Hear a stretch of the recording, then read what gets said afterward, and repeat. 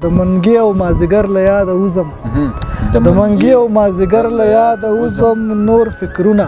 د ګودرګ دم ویده کېږم ارمان هره شپه سوچونو کې دا ستا ارمان هره شپه سوچونو کې دا ستا سرې منګلې په ځیګرګ دم ویده کېږم.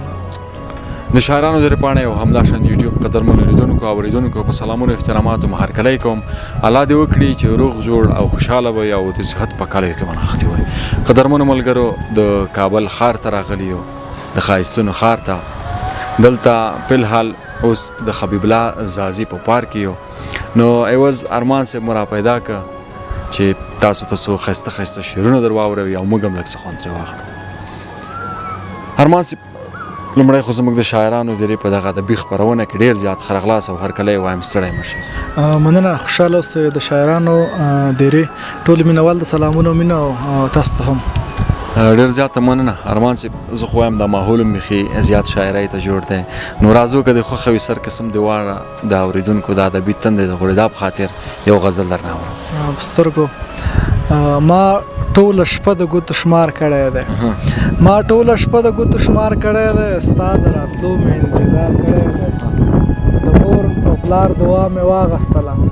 د مور او پلار دعا مې واغستله د زړه سکون ته مې لوی کار کړی دی زبردست او ځان مې منلی د یو چا په نامه ځان مې منلی د یو چا په نامه چا مې د سر و مال اظهار کړی دی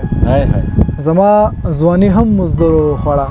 زما ځواني هم مزدورو خوړه خدای خبر چا راته ازار کړی دی ایوزه زړه مې ترېنه نه صبرېږي ایوزه زړه مې ترېنه نه صبرېږي زما په زړه سم ګزار کړی دی. زبردست دی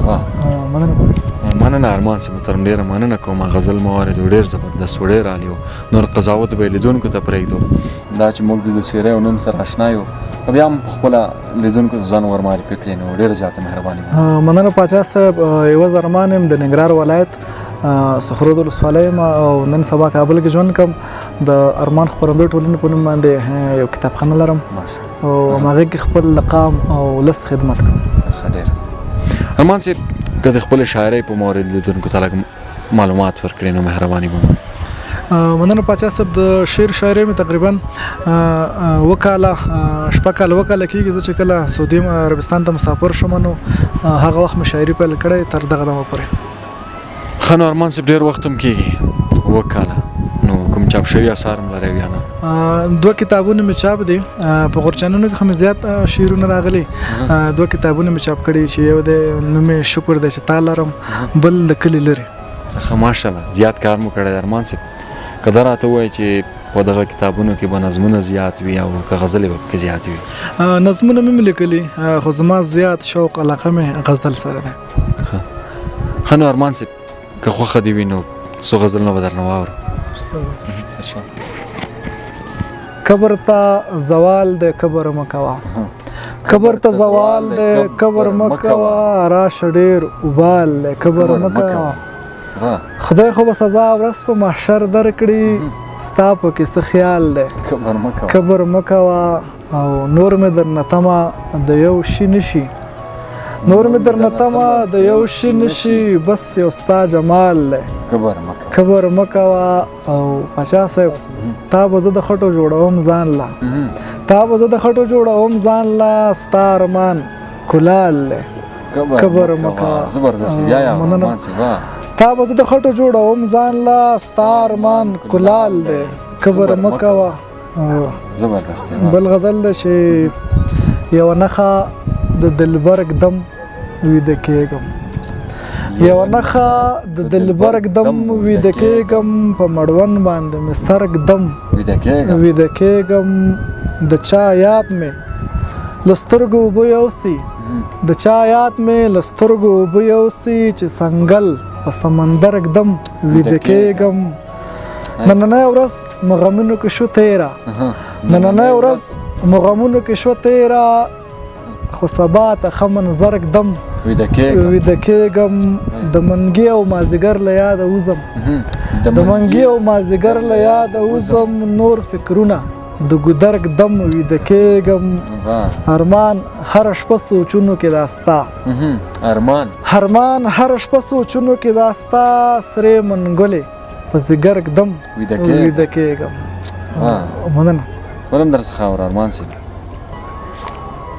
بل غزل ده چې پاچا صاحب زما زړه پکې تنګېږي زما زړه پکې تنګېږي خدایه دا به څه چل کېږي د ښایست نه کابل ډک دی زما هېڅوک نه خوښېږي د کلونو یارانه به په یوه ورځ کې بیلیږي دغه ښار د غمو ډک دی که زما زړګی رپېږي چې یوه سپینه وینا کړم هر سړی به خفه کېږي ارمان بل چاته چې ګورم ارمان بل چاته چې ګورم خپل لیلا مې را یادېږي په زړه مې غم دی څوک یې اوري که نه په زړه مې غم دی څوک یې اوري که نه غم د صنم دی څوک یې اوري که نه دلته نیولي نفرتونو ځالې دلته نیولي نفرتونو ځالې محبت کم دی څوک یې اوري که نه یوروپ پرېږده نور خپل وطن ته راشه یوروپ پرېږده نور خپل وطن ته راشه ښکلی موسم دی څوک یې اوري که نه دی شاعرانو سم مزې وکړلې دی شاعرانو سم مزې وکړلې په ما ماتم دی څوک یې اوري که نه پاچا صاحب زما ارمان سره نور څه دي ګرانې زما ارمان سره نور څه دي ګرانې بس یو قلم دی څوک یې اوري که نه زبردست دی مننه ډېر زیاته مننه کوم ارمان صاحب که غزلونه څوم هم درنه واورو ډېر خوند کوي که نه نو دا ماحول هم شاعرۍ ته جوړ دی نو دا چې د خپرونې وخت ته ګورو نو مخ په خلاصېدو دی نو که په وروستیو کې کوم پیغام لرئ نو مهرباني د شاعرانو د یوې ټولې مینوال ته مینه او سلامونه پاچا صاحب ستاسو مننه کوم چې د خوست څخه کابل ته رالی او خپل ولس ته خپل خلکو ته خدمت کوئ